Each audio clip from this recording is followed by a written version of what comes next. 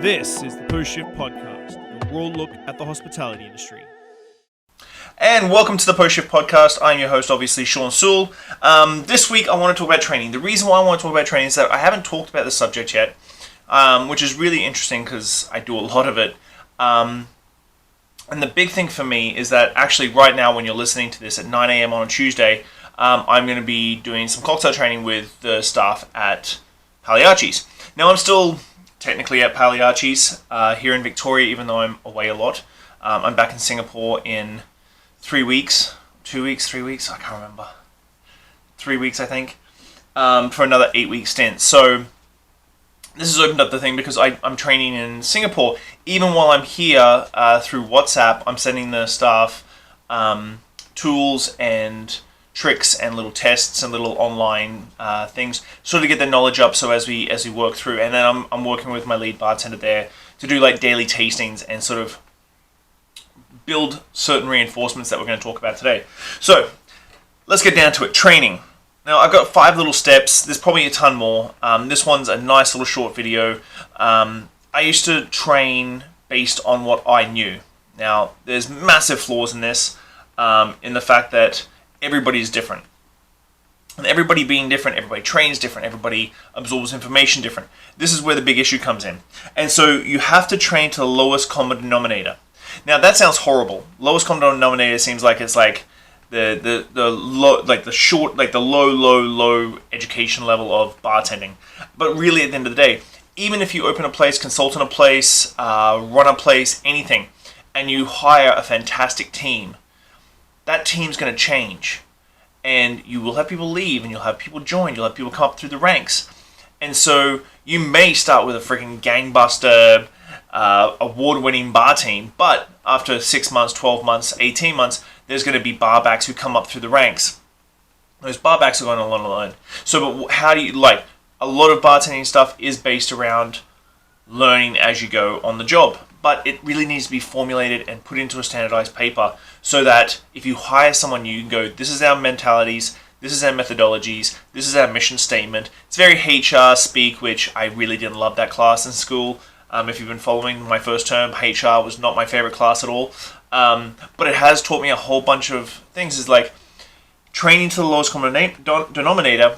Make sure that you set everybody up for success, and that you have accountability, which is a big thing.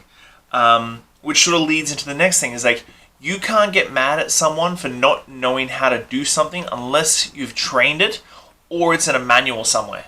And this is something I live by now, because I used to get so frustrated. Like, you can imagine, I've been bartending for almost over 20 years now. I've read my second book and blah blah blah blah blah blah, and all this bullshit. So in my head, to get down to the lowest common denominator first was difficult, because I haven't done a lot of the basics unsubconsciously in a really long time. But there was certain things like tapping a keg. You would be mind blown how many young bartenders out there have never worked in bars that have kegs, or know how to tap a keg and then bleed a fob and all these different things. And these things are major things that you need to train on.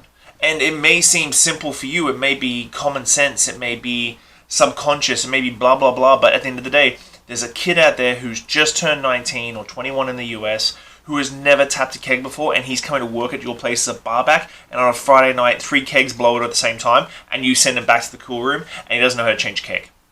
You can't get mad. If you've shown him a couple of times, which you get down to step 5, but if you've shown him a couple of times, then it works. Then you can get angry when you've shown him, and he's still not, or she's not getting on top of it. I think I'm using the he denomination mainly because I'm using an example in my head of someone who didn't know how to change a keg. Next up, don't compare yourself to your staff. Now, if you're an owner out there, unless your staff have skin in the game, like ownership on your place, not non-tangible ownership, but like tangible, written down, dollars in the bank, skin in the game, you cannot expect your staff to work as hard as you do, know as much as you do, and love the place as much as you do. We all, as owners, consultants, bar managers, everything, we all want our staff to be that good. We want them to have that intangible, like, taste in their mouth that this is their place and this thing. But at the end of the day, some staff aren't going to have that. You've got the most glorious staff. If you've got that, perfect, awesome. But there's always going to be one or two people who just don't see it as a career. And that goes back to not comparing yourself to your staff. Like you've heard me speak about this. I live and breathe this industry, but I cannot expect my staff to live and breathe this industry. And Singapore was a big eye opener for that, because it is very, very, very different to what I've been used to here in Canada, in the US. Hell, even when I go to Berlin Bar Show and like Lisbon Bar Show and stuff, like career bartenders just don't really exist in Singapore to the degree that I was expecting. And even then, the ones that are career bartenders don't have a huge amount of experience outside of Singapore. It's mainly Singapore-centric, local-centric. So this sort of mentality of like, you can't compare yourself to your staff, and you can't expect your staff to be like you, hits home really quickly and really fast.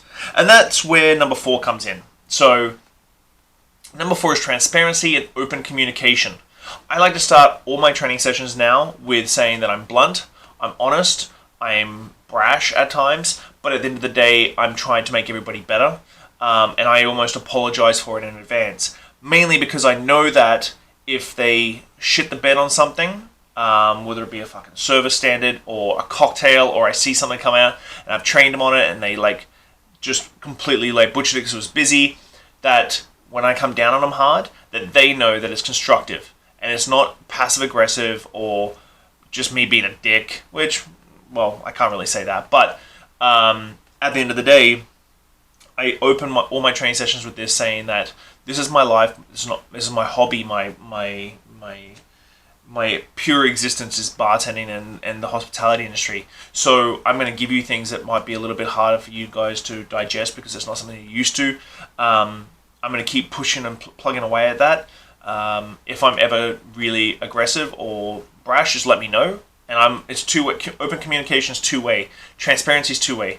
If you have been an asshole for any reason, fucking busy night, kitchen's crashing, shit's going wrong, and you just fucking lose your mind and fucking ream out a busser or a barback or a fucking server or anything just because you're stressed, you better at the end of the night be able to one, apologize for your behavior because that was a fucking shit move, and secondly, be able to take criticism when people come to you and say, hey, didn't really love the way you talked to me tonight, like, yeah, I'm sorry, and explain yourself.